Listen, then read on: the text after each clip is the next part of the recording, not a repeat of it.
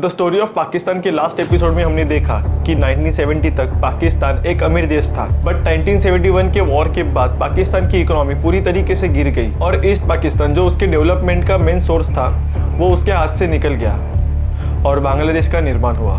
अगर आपने इस सीरीज के फर्स्ट और सेकंड एपिसोड को देखा नहीं होगा तो मेरा सजेशन ये होगा कि आप पहले वो एपिसोड देख लो, क्योंकि इस एपिसोड को जानने के लिए वो दोनों एपिसोड जानना बहुत ज़रूरी है।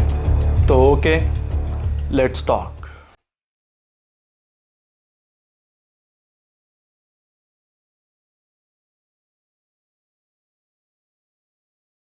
1971 के वॉर के बाद पाकिस्तान की इकोनॉमी तो गिर गई थी, बट बाद में भी वहाँ के पॉलिटिशियंस ने इकोनॉमी को बढ़ाने के लिए, उसे रास्ते पे लाने के लिए ज़्यादा कुछ किया नहीं। वॉर के बाद 1972 से 1977 तक पाकिस्तान में बहुत बुरा इन्फ्लेशन आ गया। पाकिस्तान का पहले से एक प्रॉब्लम है जिसमें वहाँ के आधी पॉलिटिकल पावर मिलिट्री जनरल के पास होती है, जिसके मदद से वो कभी भी गवर्नमेंट गिरा सकता है। और ऐसे ही हुआ 1977 में। उस वक्त के मिलिट्री जनरल मोहम्मद जिया उल हक ने जुल्फिकार अली भुट्टो की गवर्नमेंट गिरा दी और उन्हें जेल में डाल दिया। फिर 2 साल बाद उन्हें फांसी दे दी गई। जहाँ जुल्फिकार अली भुट्टो ने सभी प्राइवेट सेक्टर को गवर्नमेंट के अंडर लेना शुरू किया था, उसे जिया उल हक ने वापस प्राइवेट करना शुरू किया, जिससे देश में प्राइवेट इन्वेस्टमेंट बढ़ाई जाए। पर उनका ये कहना था कि पाकिस्तान इस्लाम के आधार पर ही चलना चाहिए। इसके लिए उन्होंने पाकिस्तान में इस्लाम को बढ़ावा देना शुरू किया, जिसके लिए उन्होंने झकार कमेटी बनाई जो बैंक बैलेंस से 2.5% पैसे गरीबों में बांटने लगी, जिसे वो इस्लामाइजेशन कहते थे। First and foremost, I will bring back the Islamic values. I will venture for the Islamization of laws and bring in Islamic values. अब ये सब वो क्यों कर रहे थे? क्योंकि उन्हें लगता था कि इस्लामी है जो पाकिस्तान को एक रख सकता है, और इस इस्लामाइजेशन की मदद से वो मिडिल ईस्ट कंट्रीज से भी अपना रिलेशन अच्छा बनाना चाहते थे। पर इस इस्लामाइजेशन का कुछ अलग ही असर होने लगा।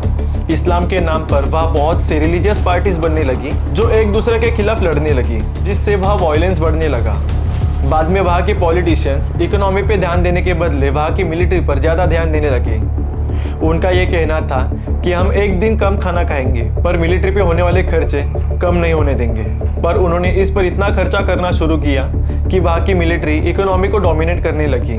पर कुछ ऐसे बिजनेसमैन भी थे जो वहाँ की मिलिट्री को डोमिनेट कर रहे थे, बट वो भी गवर्नमेंट और मिलिट्री के खास ही थे। फॉर एग्जाम्पल, इमरान खान की गवर्नमेंट और उनके प्राइम मिनिस्टर बनने के पीछे के रीज़न थे जहांगीर तरीन, जो वहाँ के एक बड़े बिजनेसमैन हैं और एक बड़े पॉलिटिशियन भी। उनका मेन बिजनेस है शुगर मिल। सही सुना, ये इंडस्ट्री वहाँ के बड़ी इंडस्ट्रीज में से एक है।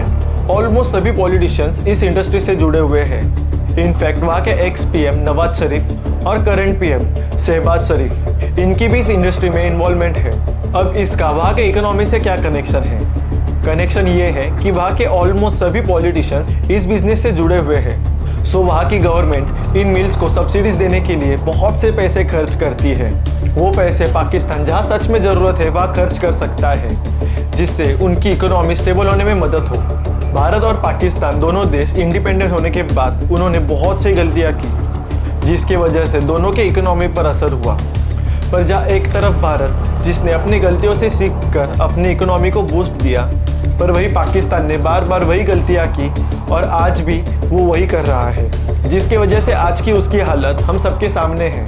जिस तरह मैंने पाकिस्तान पर यह सीरीज बनाई है, उसी तरह भारत एक समय पे कैसे था, पर उसने वक्त वक्त के साथ खुद को ऐसे बदला कि आज वो एक सुपर पावर बनने के कगार पर है।